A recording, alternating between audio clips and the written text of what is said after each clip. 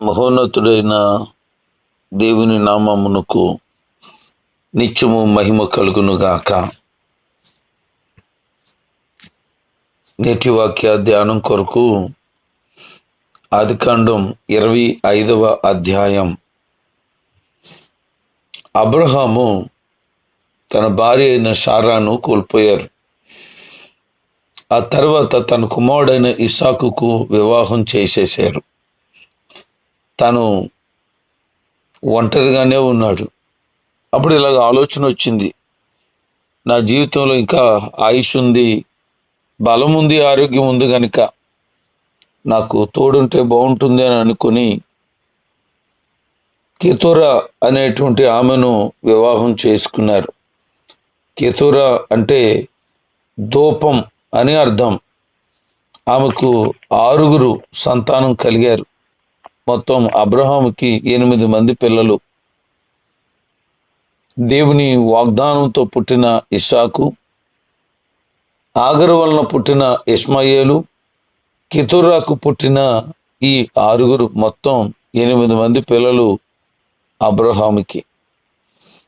ఆ పిల్లలను కూడా కన్నారు. అంతకాలం అబ్రహాము క్షేమంగా బ్రతికాడు. అంటే మనవలను కూడా చూడగలిగిన కృప దేవుడు అబ్రహాముకి ఇచ్చాడు.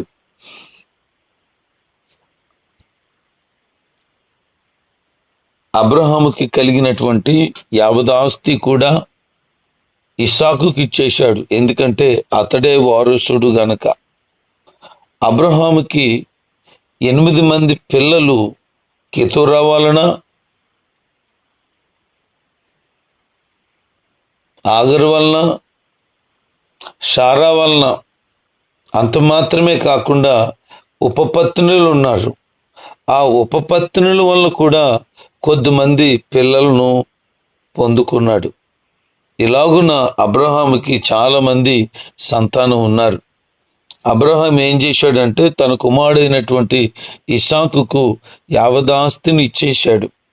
కెతూరాకు గాని ఉపపత్నులకు గాని బహుమతులు ఇచ్చి, వాళ్ళు కొద్ది సొమ్ము, కొంచెం గొర్రెలను, మేకలను, ఒంటెలను ఇచ్చి వారిని ఆయన బ్రతుకుంటుండగానే ఇస్సాకుకు ఏ రకమైన గోల ఉండకూడదని ఉద్దేశంతో తూర్పు తట్టుకు వారిని పంపించేశాడట.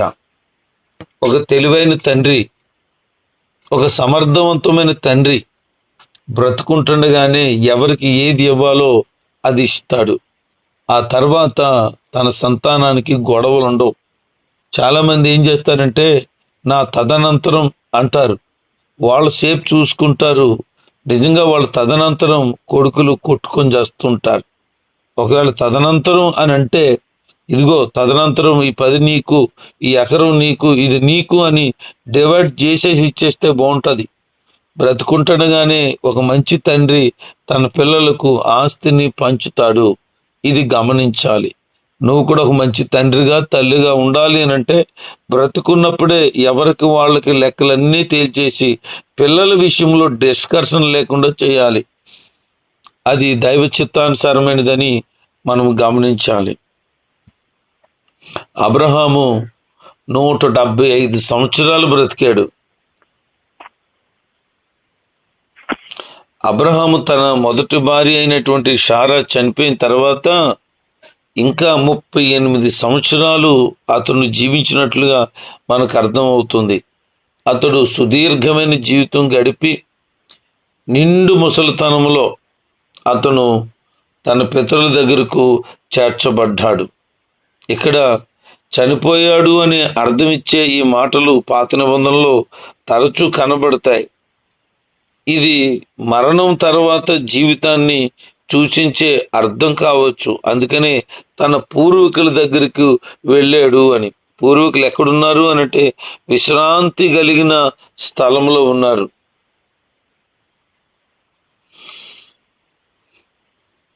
అబ్రహాము చనిపోయిన తర్వాత ఇస్సాకు, ఇష్మాయేలు ఇరువురు కూడా కలిసి తన తండ్రిని సమాధి చేసినట్లుగా మనం చూస్తాం.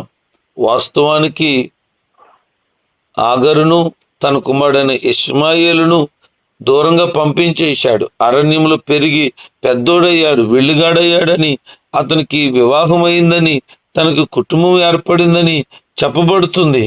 అయితే రాకపోకలు జరిగాయి. అన్నదమ్ముల మధ్యలో సమాధానం కలిగే ఉన్నారు. తండ్రి ఆ కుమారుడు పట్ల ప్రేమను కనబరిచిన విధానాన్ని మనం గమనించగలుగుతాం. కొన్నిసార్లు మన జీవితంలో కొంతమందిని గమనిస్తే ఏంటి అర్థమవుతుందనంటే, బ్రతుకున్నప్పుడు కలుసుకోరు కానీ చనిపోయిన తర్వాత కలుసుకుంటారు. పోన్లే, ఒకరు పుట్టినప్పుడు కలుసుకోవడం సంతోషమే, ఒకరు చనిపోయినప్పుడు కొంతమంది కుటుంబాలు కలుసుకోవడం సంతోషమే. ఇష్మాయేలు, ఇస్సాకు, అబ్రహాము చనిపోయిన తర్వాత కలుసుకున్నారు అని దీన్ని బట్టి మనకి అర్థమవుతుంది. బతుకున్నప్పుడు అందరితో సమాధానంగా ఉండాలి. చనిపోయిన తర్వాత సమాధానం కలిగి ఉంటే ఏం ప్రయోజనం?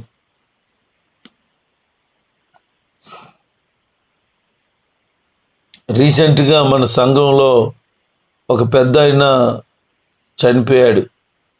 తన సతీమణి ఇలాగ ఏడుస్తుంది. ఇప్పుడైనా నా కొడుకులు కలుసుకుంటారు అని చూశాడు. కానీ ఇద్దరు కూడా కలుసుకోకుండానే, వాళ్ళు అచ్చట ముచ్చట చూడకుండా, వాళ్ళ ఆనందం చూడకుండా వెళ్ళిపోయాడని ఆమె బాధపడింది. అప్పుడు నేను ఒక మాట అన్నాను, అమ్మా, వాళ్ళు బ్రతుకు కాలంలో కలుసుకోకపోతే పోయారులే, ఈ సమయంలోనైనా వాళ్ళు కలుసుకుంటారని విశ్వాసం ఉంచు, ఏం పర్లేదులే, వాళ్ళు కలుసుకుంటారులే అంటే, అయ్యా, నేను చచ్చిపోయినా సరే వాళ్ళు కలిసేలాగా లేరు అంది. ఆస్తి పంపకాలు పంచలేదా, లేకపోతే ఏదైనా వ్యక్తిగతమైన గొడవలు ఉన్నాయంటే ఎవరి దానికే ఎప్పుడో పెట్టేశాం, మరి ఇంకేంటి, ఏమో అర్థం కాలేదండి, అలాగే ఏడుతున్నారు అంది. ఏం పర్లేదులే అమ్మా, దేవుడు సమాధానం ఇస్తాడులే అని చెప్పాను. ఆ యొక్క సమాధి కార్యక్రమం అప్పుడు ఇరువురు కుటుంబాలు మాట్లాడుకోవడం, ఏం చేద్దాం, ఎలా చేద్దాం, ఏంటి పరిస్థితులని వారు కలిసి మాట్లాడారు. చాలా ఆనందం అనిపించింది నాకు. తర్వాత ఒక 4 రోజులు పోయిన తర్వాత ఆ ఇంటిని దర్శిస్తే ఆమె ఏం చెప్తుందంటే, ఆయన బతుకున్నప్పుడు వీళ్ళు మాట్లాడలేదు కానీ చనిపోయిన తర్వాత కలుసుకొని ఒకరికొకరు మాట్లాడుకుంటున్నారు, నాకు ఇప్పుడు తృప్తిగా ఉంది, నేను చచ్చిపోతే వీళ్ళిద్దరు కలిసి కప్పెడతారని కొంచెం ధైర్యం వచ్చిందండి అంది. ఈ మాటలు వింటున్న దేవుని ప్రజలారా, మీకు అన్నదమ్ములు ఉండొచ్చు, అక్క చెల్లెలు ఉండొచ్చు, కుటుంబం ఉండొచ్చు, దేనికి మీకు వారికి మధ్యలో గొడవ? ఆస్తి గొడవల ఈరోజు ఉంటే పోతాయి. ఒకరు త్యాగం చేయండి, ₹1 ఒకరికి ఎక్కువ కావాలంటే ఇచ్చేసేయండి, ఒకరికి వద్దు అనుకుంటే తీసిపారేయండి. కానీ కుటుంబాలను పోగొట్టుకోండి, బంధుత్వాన్ని పోగొట్టుకోకండి, రక్త సంబంధాన్ని వదులుకోకండి. పనికి మాలిన ఆస్తి ఈ భూమి మీద ఉన్నప్పుడు గొడవ పెడుతుంది. దరిద్రమైన డబ్బు గొడవలు తెచ్చి పెడుతుంది.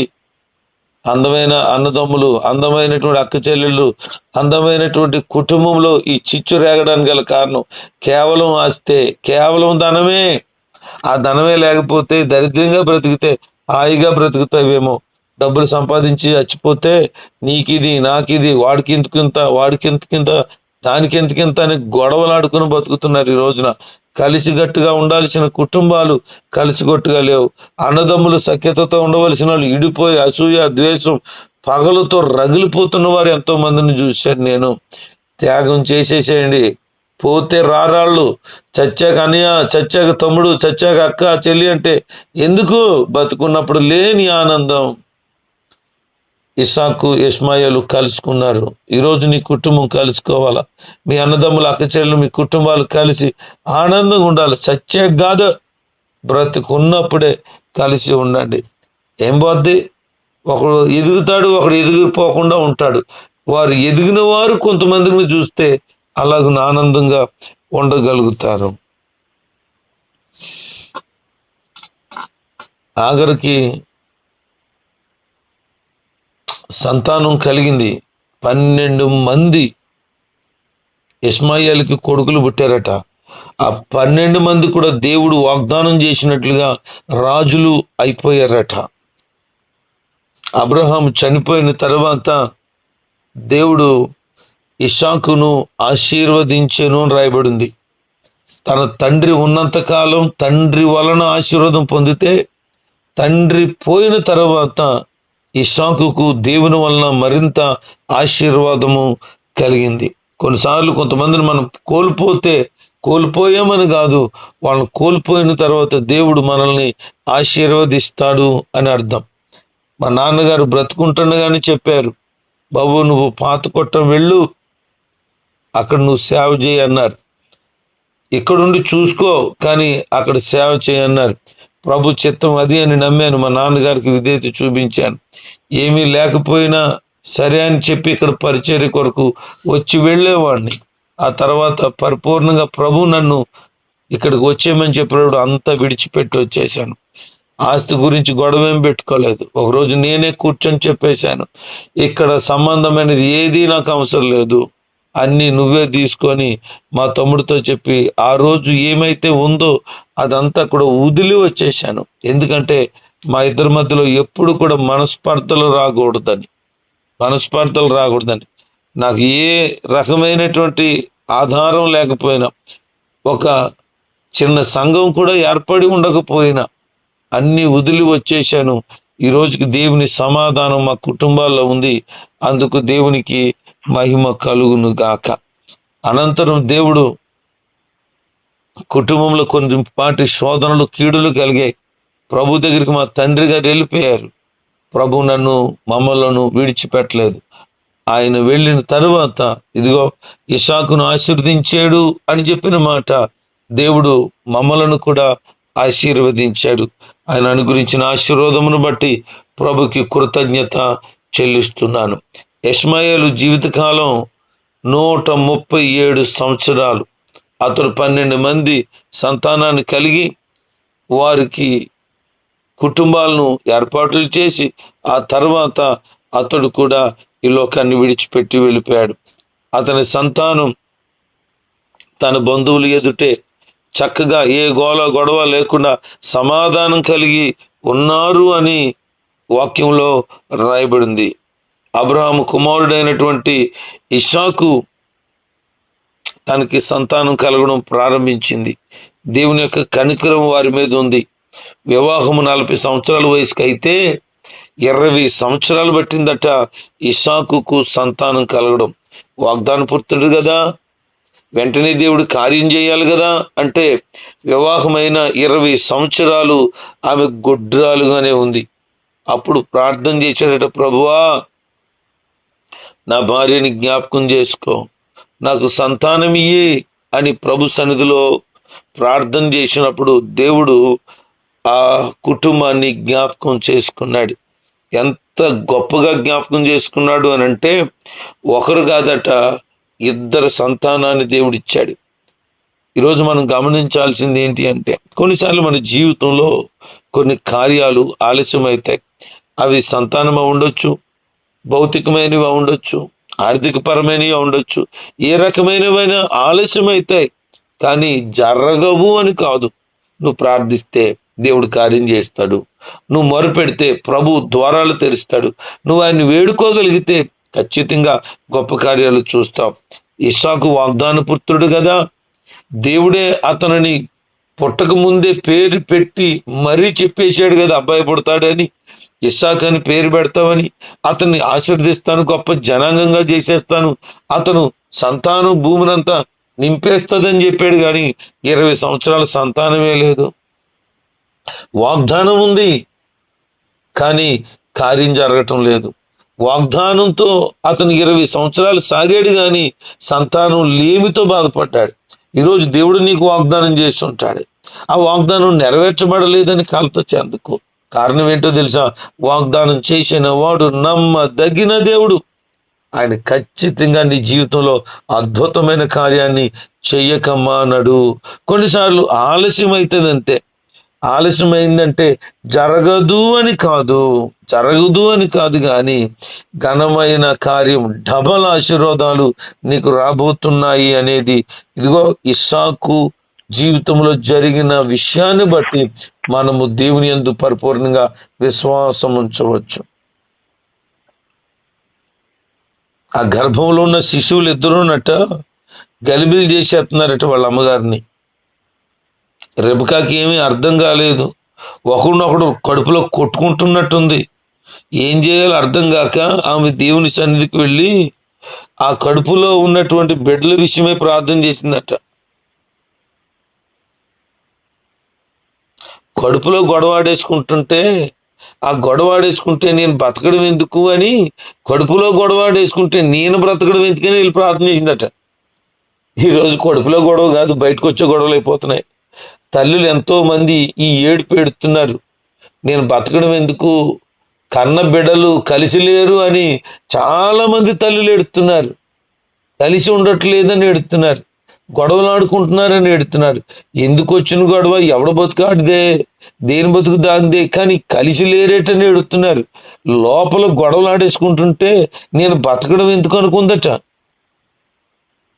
అని వెళ్ళి దేవుని సన్నిధిలో ప్రార్థన చేస్తే దేవుడు ఇలా చెప్తున్నాడు, నువ్వేం కంగారు పడకమ్మా, నీకు 2 కొడుకులు కడుపులో ఉన్నారు. అయితే ఒకడి కంటే ఒకడు గొప్పవాడు అవ్వాలని ఆరాటాలు వాళ్ళకు ఉన్నాయి.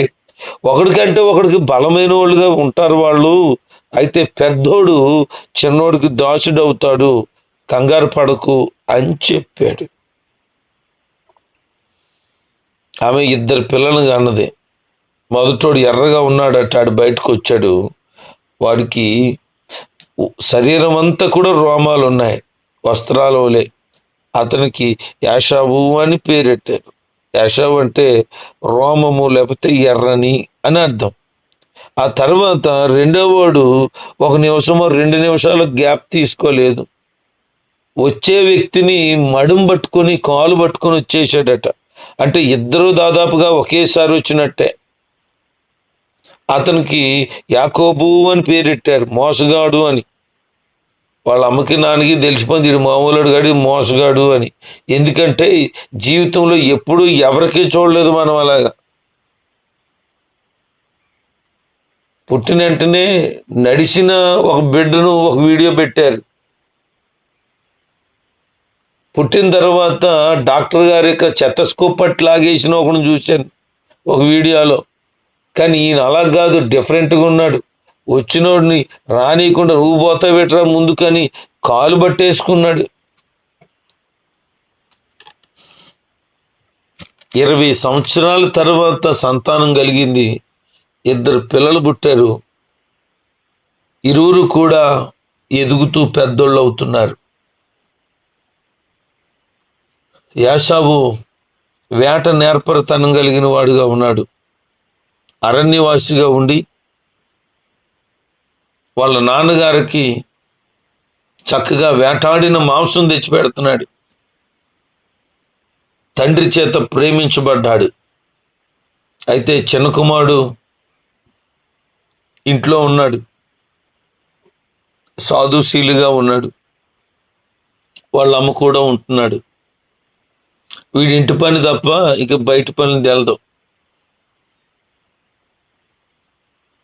చిన్నోడినేమో తల్లి ప్రేమిస్తుంది, పెద్దోడినేమో తండ్రి ప్రేమిస్తున్నాడు. వాస్తవానికి ఎక్కువ శాతం ఇదే జరుగుతుంది ప్రతి ఇంట్లో. తండ్రి తన బలాన్ని పోసుకొని పుడతాడేమో శ్రేష్టమైన వాడుగా, పెద్ద కొడుకు తండ్రి బలంతో పుడతాడేమో, పెద్ద కొడుకు మీద ఎంతో కొంత ప్రేమ ఉంటది. తర్వాత ఇక చివరిగా పుడతాడేమో చిన్నోడి మీద ఎక్కువ ప్రేమ తల్లికి ఉంటుంది. అందుకనే పెద్దోడేమో తండ్రికి అటాచ్ అయిపోతాడు, చిన్నోడేమో తల్లికి అటాచ్డ్ అయిపోతాడు. ఇది నేను కూడా గమనించాను. వద్దనుకున్నా, ఒకవేళ చూడడంలో ఇద్దరికి ఒకటే కొన్నా, ఇద్దరికి సమానంగా అన్ని తెచ్చిపెట్టినా, ఎక్కడో ఒక ఇంటికంతైనా పెద్దోడి మీద తండ్రికి ఉండడం, ఎంతకో చిన్నదైనా చిన్నోడి మీద తల్లికి ఉండడం గమనిస్తున్నాం. ఇది ఈరోజు కాదు, ఇది ఈరోజు జరిగింది కాదు. ఇస్సాకు రెబెకాల జీవితంలో జరిగింది. ఆది నుంచి ఇది అలాగే ప్రారంభమై కంటిన్యూ అవుతూనే ఉంది. వారసుడు గనక తండ్రి తర్వాత సమస్తాన్ని చక్కబెట్టుకోవలసినాడు పెద్ద కొడుకే గనక పెద్ద కొడుకు పట్ల తండ్రికి అలాంటి అభిప్రాయము ఉంటుంది. కానీ ఇది ఒక మాట మనం గమనించాల్సింది ఏంటి అని అంటే, ఒకరిని ఒకరు ప్రేమించేటట్లుగా కనబడకూడదు.